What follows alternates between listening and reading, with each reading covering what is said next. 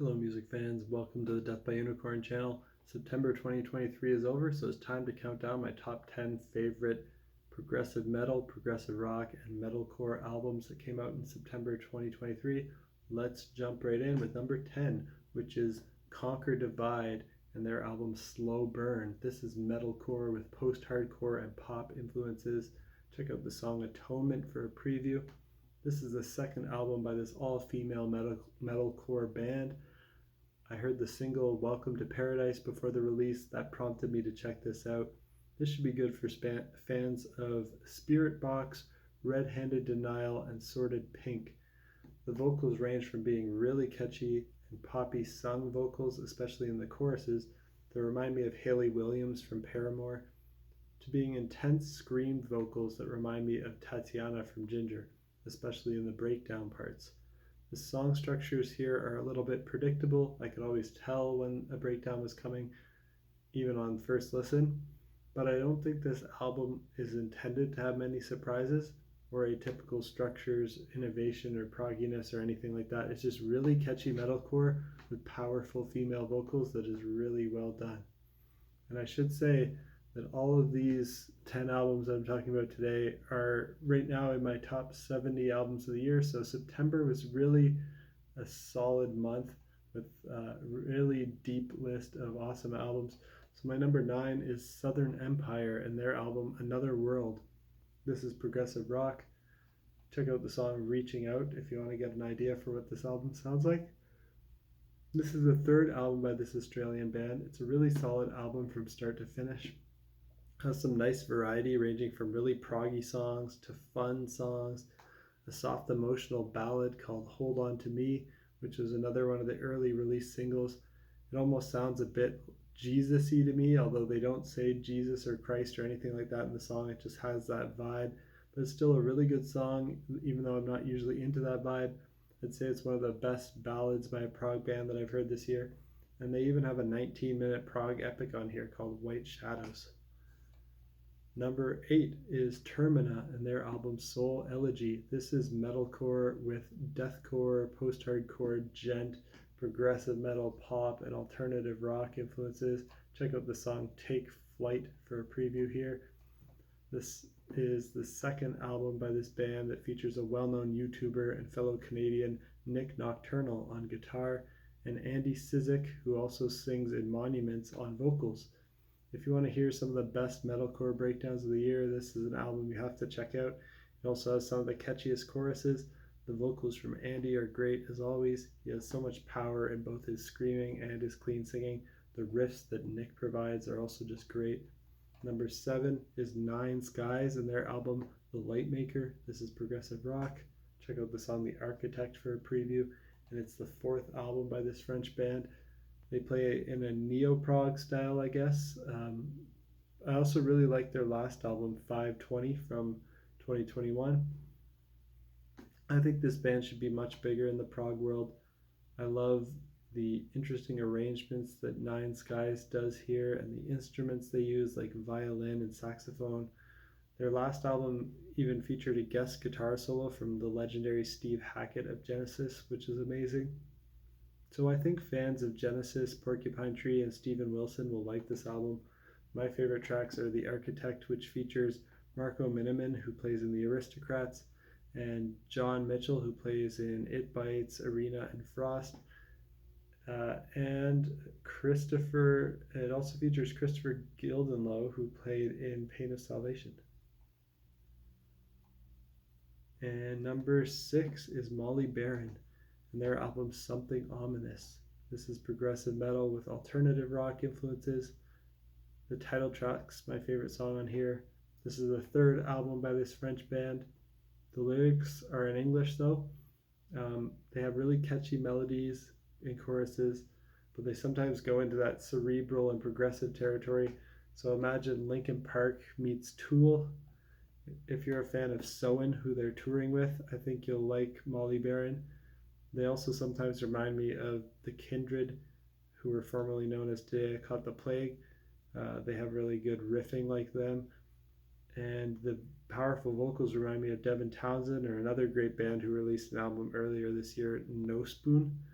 Something Ominous is just a great opening track, has an awesome main guitar riff, great vocals, great guitar solo, and the whole album follows this up with consistent quality.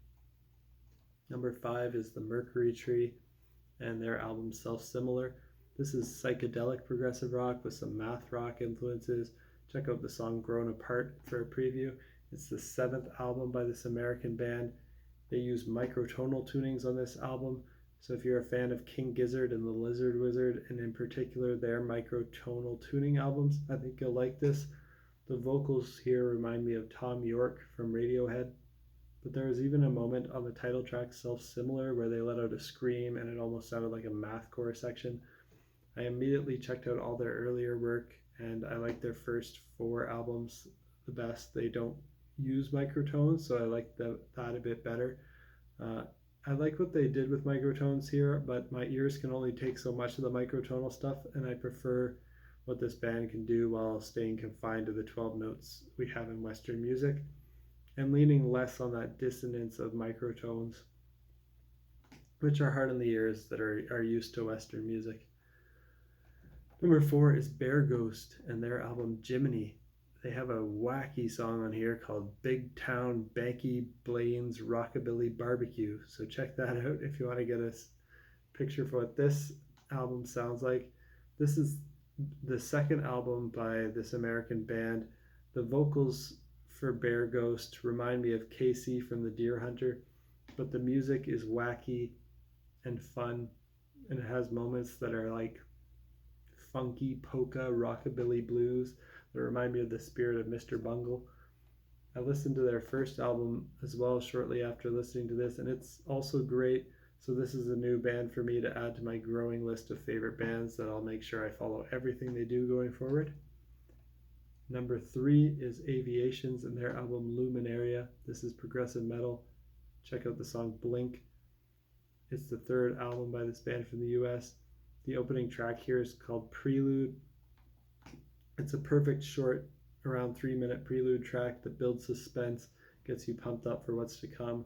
When the lead vocals on the 2nd track, Cradle, come in, they remind me of Michael Lessard from The Contortionist. Even the drumming, keyboard, and guitars are reminiscent of The Contortionist, which is a band I really love, so I'm here for it. The 3rd track, Safe House, reminds me of Periphery. The 4th track, Legend, is the heaviest on the album so far. It brings out some harsh vocals to contrast with the amazing melodic, emotional, and powerful clean vocals. The clean vocals also have a bit of a Casey Crescenzo from the Deer Hunter sound to my ears. The rest of the album is all killer, with the last track, Blink, being my current favorite. So this sounds like The Contortionist plus Periphery plus Deer Hunter. Check it out if that combination sounds good to you. This immediately jumped up into my top 20 releases I've heard this year right upon hearing it. I listened to the rest of their catalog as well. It's all great, so check out Aviations if this all sounds good to you. Number 2 is Baroness and their album Stone. This is progressive sludge metal with indie, alternative, psychedelic, and hard rock influences. Check out the song Last Word to get a feel for what this album sounds like, although every song on this album is very different. This is the 6th album by this American band. I think this might be their best album yet. I've liked all their other albums as well.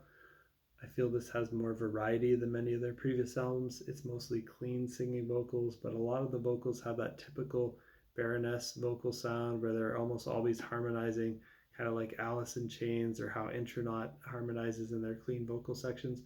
A lot of the guitar playing has a progressive sludge metal or post-metal vibe to it for fans of Mastodon and The Ocean, but they also have some softer moments that lean into indie rock more and ambient and post-rock territory. They have some psychedelic stoner doom vibes on here too. Check it out if that all sounds appealing to you. And my number 1 album of September 2023 is Tesseract and their album War of Being. This is progressive metal of the gent variety. My favorite song here is War of Being.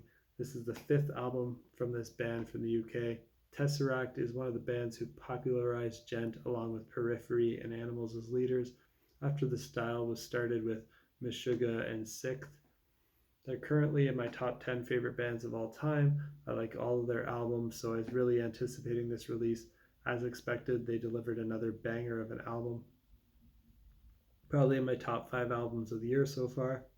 I do need some more listens to determine how I'd rank it compared to the rest of Tesseract's catalog.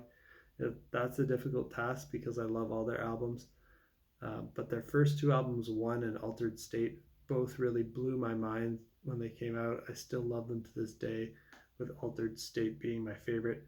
The vocals on More of Being by Dan Tompkins are just excellent. He took it up a notch on this album. He was already really amazing before, but he really stepped up his game. Great mix of harsh vocals and clean singing to match the mixture of heavy, genty guitar riffs and ambient, atmospheric guitar parts.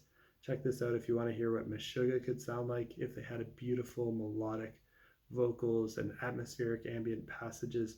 Also, if you're a fan of Periphery and The Contortionist. And that's it for my 10 favorite albums of September 2023. Hope something on this list sounded interesting to you. Let me know what your favorite albums of the month were, and stay tuned for my next video. Until then, peace out.